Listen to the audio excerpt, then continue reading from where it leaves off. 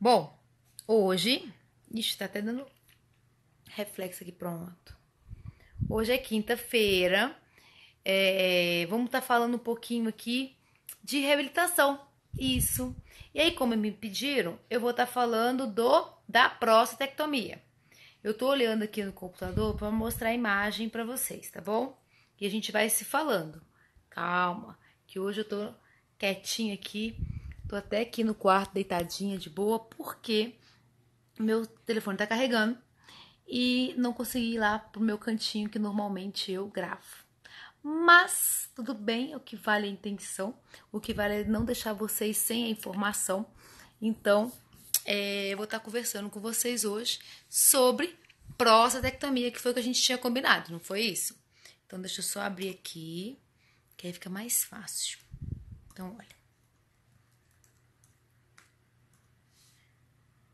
Pronto.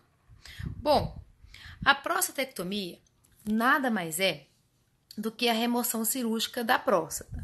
Então, para eu poder falar para vocês sobre prostatectomia, eu vou estar falando sobre, isso, pronto, maridão. Dessa vez o maridão tá até assistindo, né? Que bom. Eu vou estar falando sobre o que é a próstata, né? E como que é feito isso. Galera, a próstata é uma glândula, realmente ela é uma glândula que os homens têm, que fica embaixo da bexiga. Essa glândula, ela tem duas funções importantes. A primeira função dela vai ser produzir o líquido prostático, né? Que é aquele líquido que vocês têm ali na hora da ejaculação. Lembrando que a ejaculação vão ter 3 fatores importantes, né? O espermatozoide, o líquido prostático e o sêmen. Então, deixa eu ver se eu consigo mostrar para vocês aqui. Deixa eu abrir aqui o antes e depois, fica mais fácil. Espera só um minutinho. Parará. Aqui, pronto. Vamos ver aqui. Ótimo, vamos lá. Então, olha só. Vamos ver se eu consigo mostrar para vocês aqui. Bom, nessa imagem, você vai observar uma imagem tem a próstata, né? A outra imagem não tem.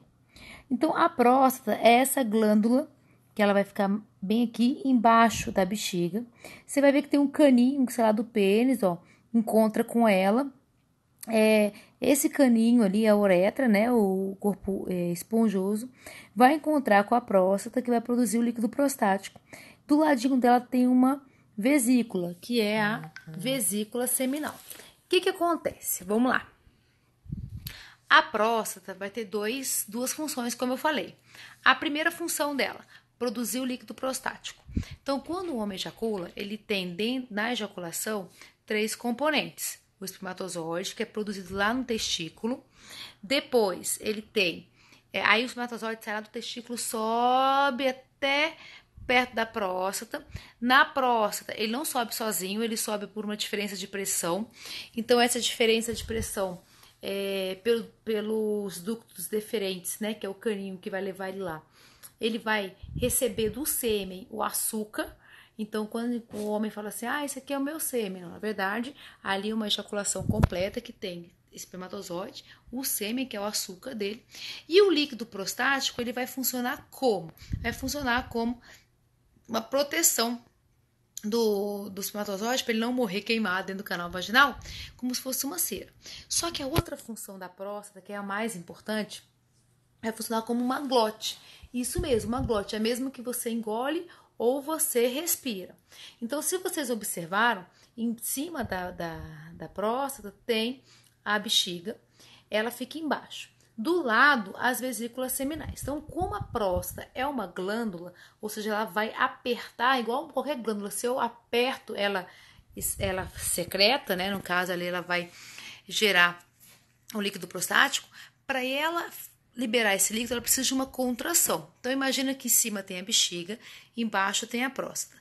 Quando o homem vai ejacular, ela vai se contrair. Quando ela se contrai, ela fecha a bexiga, abre as vesículas seminais e junto com essa excreção ali vai sair o sêmen e o espermatozoide. Quando ela relaxa, ela fecha as portinhas da vesícula seminal e abre a parte vesical. Por isso que o homem, quando ele tem uma alteração prostática, ele vai ter uma alteração miccional da bexiga e sexual, que no caso é da ereção. Então, quando a gente vai falar de prostatectomia, eu vou falar de prostatectomia radical, tá? Que é a retirada completa da próstata. Por que eu quero falar sobre ela? Porque é o que os homens têm de mais de dúvida. Primeiro, pré-operatório. O ideal seria fazer a fisioterapia para que você possa ter o controle do esfíncter, da musculatura, que é o que vai ficar ali depois, e você poder conter e sustentar a bexiga. Gente, imagina que a próstata ela está inserida em cima de um músculo mesmo, como se fosse uma rede, né? Ela pesa em torno de 20 a 30 gramas. Sabe aquelas bolinhas que as crianças pegam no negócio de botar moedinha? Tem umas bolinhas, tem umas bem pequenininhas, tem umas maiorzinhas. Ela é do tamanho daquela bolinha maiorzinha. 25 gramas, é o tamanho da sua próstata, no caso dos homens. Então, quando eu retiro a próstata, essa bexiga vai descer nessa musculatura, que vai ter que segurar uma bexiga ali de 300 gramas, o que é muito mais pesada, o que é muito mais pressão para essa musculatura. Quando o homem vai fazer a cirurgia, ele vai retirar, então, como é que é feita a cirurgia? Retira-se a próstata, retira-se as vesículas seminais. Tem umas cirurgias que conectam o ducto deferente na bexiga, outras fazem uma vasectomia. Então, o homem ele já vai ter um problema de base aqui. Primeiro, a ejaculação não era composta de espermatozoide, líquido prostático e sêmen? Então, ele tem espermatozoide? Tem. Ele produz, não foi mexido na produção de espermatozoide do homem. Então, quando fala que ele não vai mais ter filhos, não por vias naturais. Se ele quiser ter filhos por conta, olha aqui, ó, a bolinha, obrigada, amor. A bolinha que eu falei, essa aqui, ó, mais ou menos, até tristinha essa bolinha aqui. Então, a próstata é do tamanho dessa bolinha, natural. Parece grande, né, mas é dessa bolinha aqui, ó. Mais ou menos 20 gramas, 20 a 30 gramas, né? Quando o homem retira ela, então eu falo que ele não vai produzir espermatozoide, não, ele produz espermatozoide. Só que ele não vai ter por vias naturais. Por quê? Porque retirou a próstata. Então, do testículo tem o ducto deferente, ele não vai chegar até a próstata, porque não tem mais, e não tem sêmen, né? Então, ele vai ejacular? Não, não ejacula mais. Então, o homem que retira a próstata, uma das disfunções sexuais que eles têm não é a impotência é temporária. Ele pode ter ereção normal? Pode e deve, e é onde nós estamos falando de vasectomia, eu estou falando de prostatectomia, é diferente, tá? Eu estou falando de prostatectomia. Então, a prostatectomia radical é quando vai retirar a próstata, e nisso que ele retirou a próstata, quando tem aquele mito, né? Ah, retirou a próstata, vai ficar impotente. Não, ele não vai ficar impotente, tá? Ele vai recuperar isso, lógico, vai depender do tamanho do câncer, do tamanho da cirurgia, né? Se teve que mexer com a parte neural ali, mas a grande maioria retira no momento correto, então ele vai ficar temporariamente,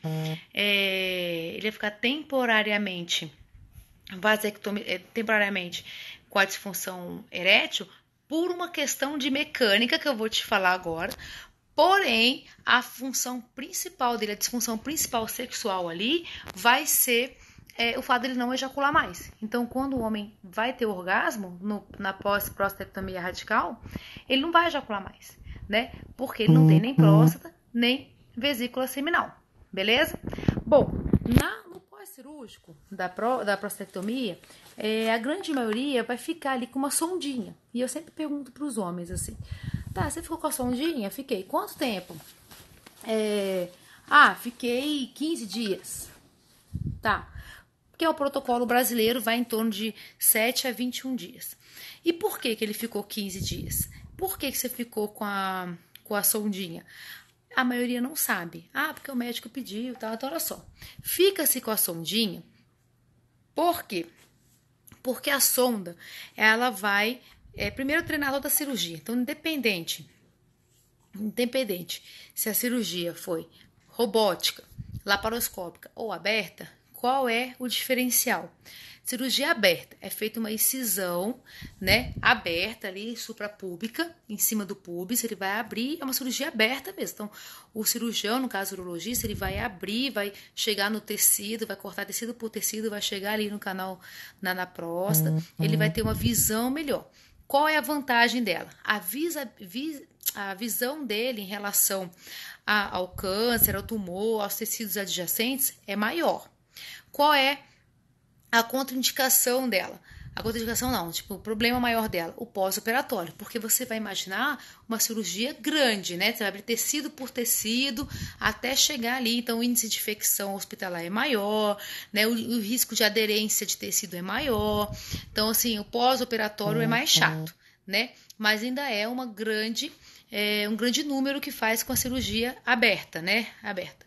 Você tinha antigamente a cirurgia perineal, que era o homem ficava igual um frango assado assim, ó, e cortava ali entre o testículo e ânus. Não se faz mais essa, tá? Não se faz mais essa, porque viram que a funcionalidade dela não era legal.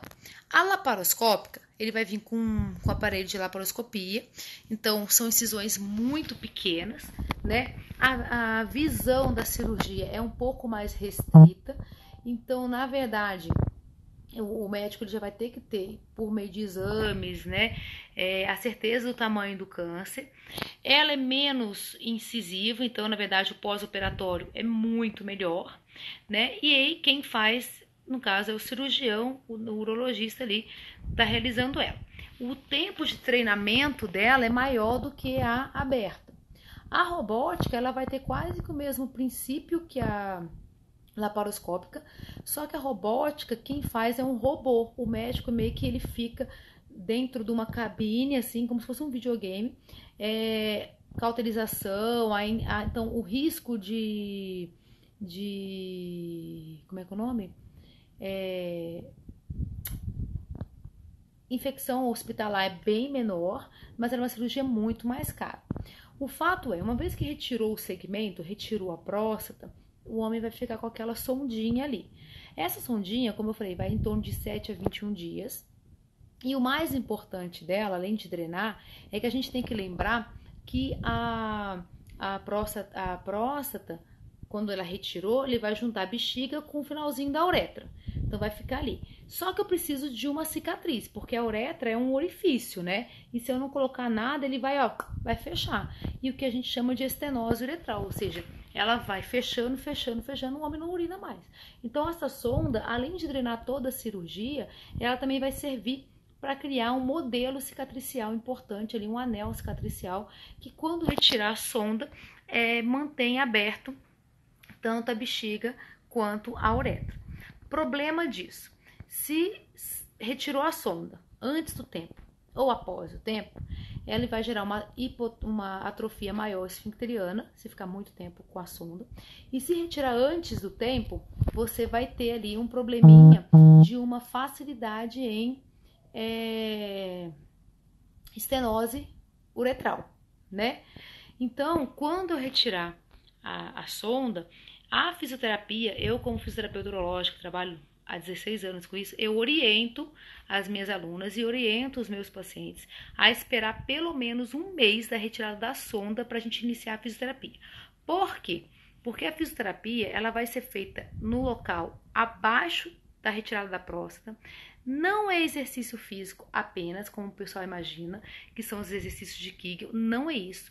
Fisioterapia urológica, eu tenho que mensurar essa carga muscular. Então, tem um aparelhinho que a gente utiliza, que é a eletromiografia. Ele vai me medir a descarga elétrica. Eu tenho que trabalhar na base peniana, porque toda a musculatura envolve o corpo esponjoso. Então, não adianta ficar ali ganhando força embaixo da musculatura se todo o corpo peniano, onde passou essa sonda, ficar atrofiada, né? Então, ele vai ficar ali por aquele tempinho. Olha quem tá aí! E logo hoje, que você me pegou num momento péssimo, que eu tô aqui, né? Enfim, vamos lá. Então, o que acontece com essa retirada da sonda? Quando você retira, a fisioterapia vai ter que ser feita ali, naquela região. E aí, não é exercício físico, é uma colocação de eletroterapia. Aí o pessoal fala, Pelo amor de Deus, você vai me dar um choque no pênis. Quase isso. Quase isso. Mas por quê? Porque vocês vão imaginar que a função da próstata é tipo uma glote, lembra? E uma glândula. Então, qual é a função principal dela? Todo mundo fala, produzir o líquido prostático. Não. Glote. Ela controlava a bexiga e a saída do xixi e controlava o momento de contração para eliminar para poder produzir o líquido prostático com a abertura do canal seminal. Lembra? Ela se comprime, porque ela é uma glândula, quando ela se comprime, ela fecha a bexiga e abre as vesículas seminais. Quando ela relaxa, ela fecha as vesículas seminais e abre o canal uretral. Se você retirar ela, né, já que nosso assunto é prostatectomia radical, se você retirar ela, você perdeu o controle da glande. Da glande não, da glote, não da glande, da glote. Só que o seu cérebro não vai imaginar o fato de você retirar um órgão, que ele vai falar assim, ó, beleza, apagou. Não é assim que funciona. Para o cérebro ainda existe uma próstata, mesmo que você retirou ela, né? É igual quando você amputa um braço e você fica aí com a dor fantasma, que a gente fala, a dor num braço que não existe. Então, quando que essa próstata começa a ser percebida a ausência dela, de tanto o paciente utilizar? Como é que ele utiliza? Pela micção, né? Pelo tempo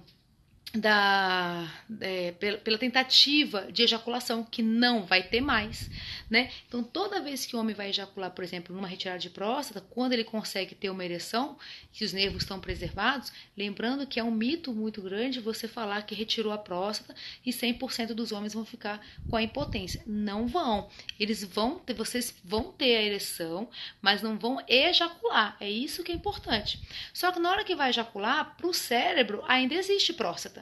Só que não tem. Então, na hora que ele manda contrair, vai contrair o quê? O final da bexiga. Então, é muito comum, né, os homens reclamarem que, poxa, eu vou ter o orgasmo a seco, já é diferente, e sai urina. Sim, porque para o cérebro existe uma próstata que não existe mais, né? Então, que realmente não tem. Então, na hora que ele vier aquele estímulo de contração da glândula, vai ter a contração no final da bexiga. Meu Deus, e vai ficar sempre assim? Não. Aí que entra a fisioterapia. Então, a ideia da fisioterapia não é exercício físico. A ideia da fisioterapia é, por meio da eletroterapia, a gente mostrar para o cérebro que aquela região agora não tem mais essa próstata, que ela tem uma bexiga e que essa região ela tem que ser controlada pelo músculo do períneo, que é um músculo que vocês, homens, não sabem que tem, mas tem, igual as meninas, certo? Então, o papo de hoje é explicar um pouquinho sobre essa cirurgia. Por quê? Porque eu pego muitos homens no consultório para o atendimento que estão perdidos. Eu falo, meu Deus, mas eu nunca mais vou ter prazer? Não, você vai ter prazer, você só não vai ejacular, que é importante. Segundo, eu vou ter incontinência pro resto da vida? Não, incontinência, não. Você vai controlar a sua incontinência, só que... Ai, que ótimo! Só que você tem que imaginar que aquele músculo que segurava ali 20, 30 gramas, agora tem que segurar uma bexiga de 300. Então, quanto mais peso essa bexiga tiver, menor a chance de você segurar, né? Então, o que a gente vai falar é o seguinte, agora você 100% fica? Não, não fico 100%. Porém, eu consigo, com controle de comportamento, tem que ir ao banheiro a tanto tempo, evitar ficar com a bexiga muito cheia, né? Você é um fofo, Paulo.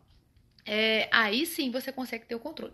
Agora, não posso mentir. O homem que falar, ou alguém fala assim, vai retirar a próstata, você vai ficar normal. O que é o normal? Gente, isso é muito importante. Porque muitos pacientes falam pra mim assim, eu fui e o médico falou que eu ia ficar bem do câncer, né? Do adenocarcinoma, que é um câncer, que é um tumor, que tem um sistema linfático próximo ali, que se você não tratar, ele vai cair na corrente linfática e metástase, né? Então, quando ele fala, você vai ficar bem, porque realmente o adenocarcinoma, que é a retirada da próstata, por câncer de próstata, é um dos poucos cânceres que quando você retira, realmente ele soluciona, né? Ele não vai ter recidiva, é muito difícil. Pode ter, mas ele tende a ficar bem do câncer. Então, quando o médico fala assim, você vai ficar bem do câncer, mas a funcionalidade vai ser alterada, né? Você não vai ter mais o órgão. Então, não tendo esse órgão, eu vou ter que ter um pouco mais de cuidado na micção, um pouco mais de cuidado na parte sexual. Mas e aqueles que têm disfunção erétil? Eles têm disfunção erétil por quê? Porque o mesmo canalzinho que você faz o xixi é onde você ejacula, certo? E embaixo dele você vai ter mais 2 canaizinhos, que são os corpos cavernosos, que durante a ereção ele vai se encher de sangue. Galera, pensa comigo. Se eu tô com uma alteração mecânica de pressão, que eu não tô conseguindo segurar um canalzinho do xixi, você acha mesmo que durante esse tempo você vai conseguir segurar 3? Lógico que não, muito mais pesado. Então, primeiro, eu tenho que melhorar a incontinência, melhorar, reter mais, acionar essa musculatura para depois trabalhar a parte da ereção. Só que se eu não trabalhar a parte da ereção, os músculozinhos dos corpos cavernosos, eles vão atrofiar. Então, antigamente acontecia o quê? A gente trabalhava a incontinência, deixava de mão a ereção. Quando o paciente ficava bom da incontinência, que a gente ia começar a trabalhar a ereção, ele estava com a musculatura atrofiada, então ele não conseguia sustentar a ereção. Então hoje não, hoje a gente faz o seguinte, vamos trabalhar tudo junto. Trabalho força para ganhar o controle da musculatura, sangue e também trabalha a parte do estímulo neural para induzir a ereção. Aí tem alguns protocolos que eu gosto muito de falar com vocês, porque parece que é uma coisa subjetiva, parece que é uma coisa assim, tá entendido. Não, não tá entendido.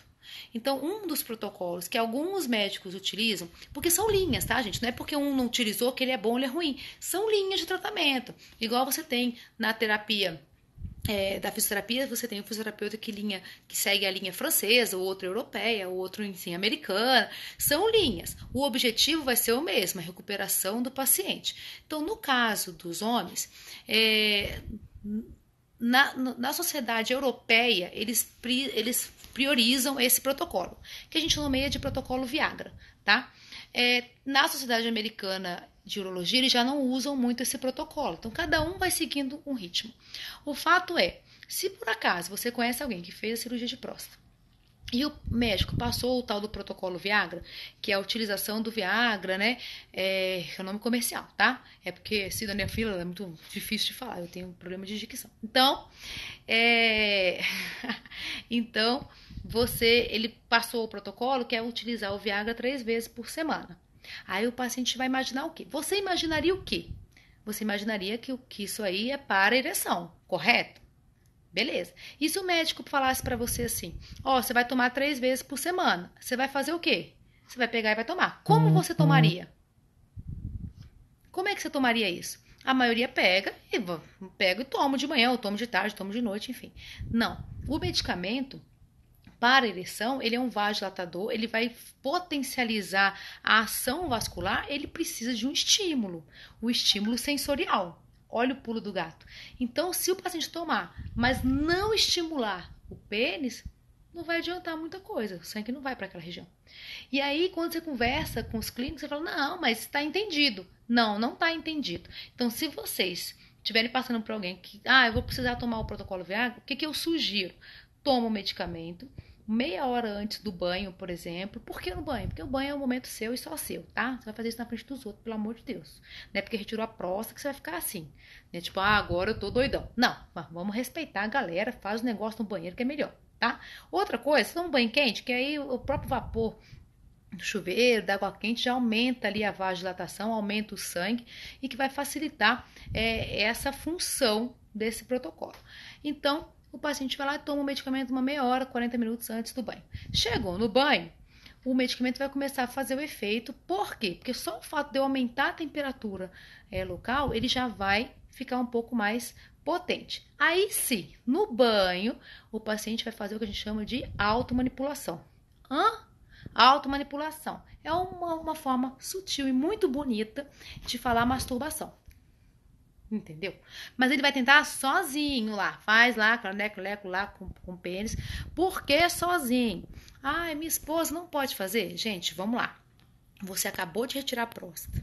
Tá tomando medicamento, né? Tá todo ansioso. é uma novidade. Aí você vai, chama a esposa para participar, você vai ter o viés ali relacional, de ansiedade. O troço não vai funcionar, gente.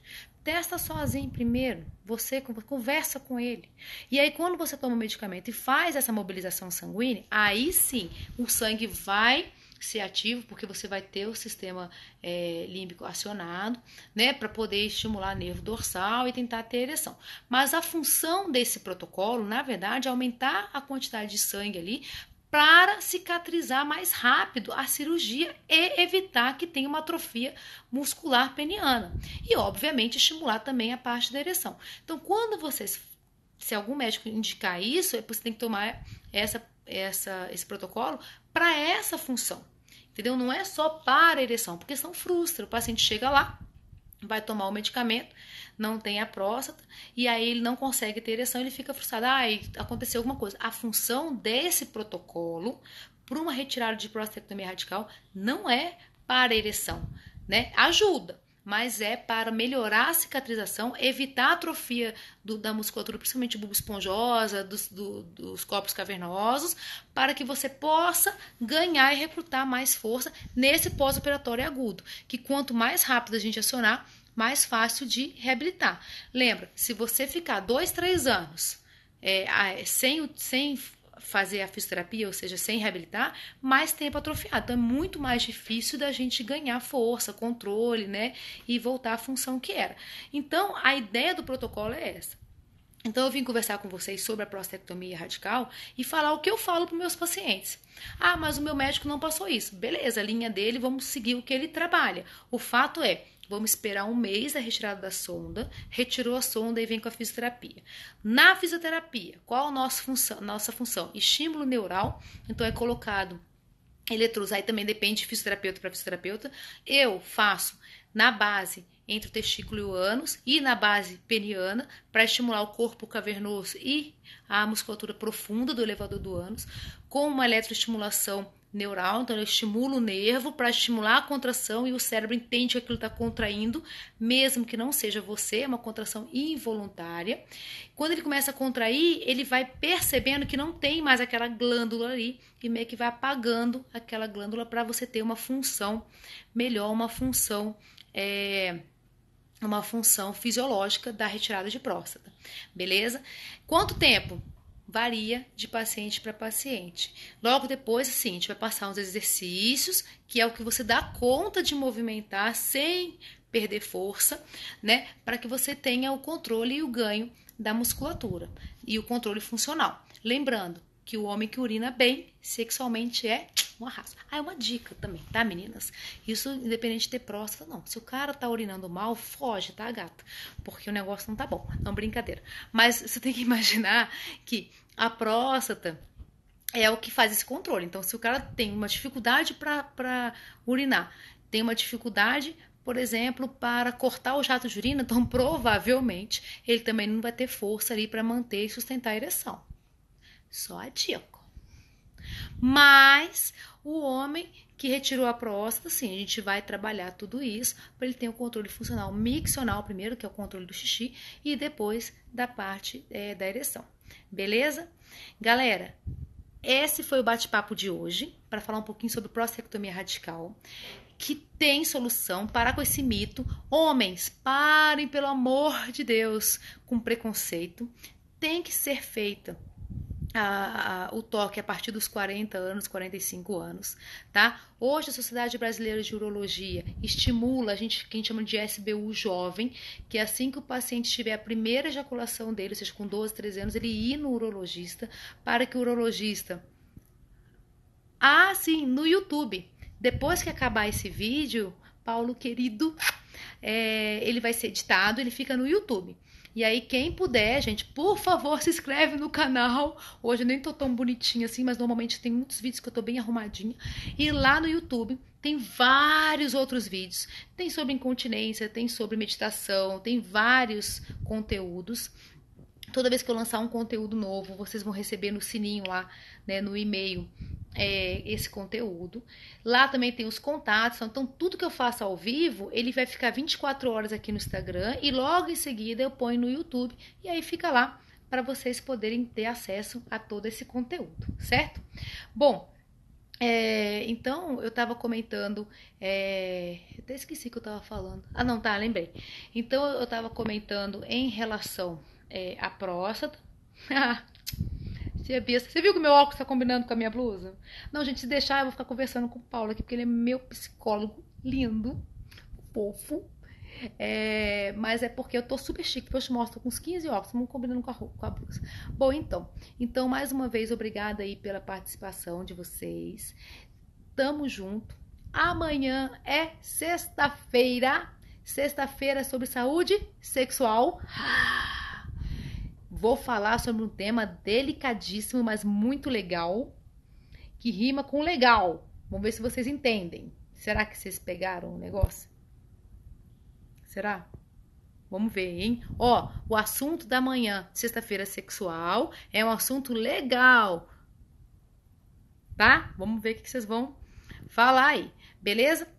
Amanhã, então, eu tô aqui com vocês. Qualquer dúvida, entra lá aqui no direct, fala, né? Gente, tem o podcast. Já ouviram o meu podcast? É muito legal, ele é gratuito, tá na Spotify, tá no Google Cast, tá em todos de podcast. Se chama Podcast Motivação, Motivando Sua Vida. Então, na verdade, ele foi um podcast criado para um grupo de emagrecimento, mas na verdade somos um rumo muito legal. Então ali eu falo sobre ondas neurais, estímulo cerebral, hipnose, muito bacana mesmo. É gratuito, baixa lá também que é bem legal, tá bom? Galera, semana que vem já vai ter o quadro da educação sexual infantil, que ele não é ao vivo, vai estar às 10 e às 16 horas. Perguntas cabulosas do Piquititinhos.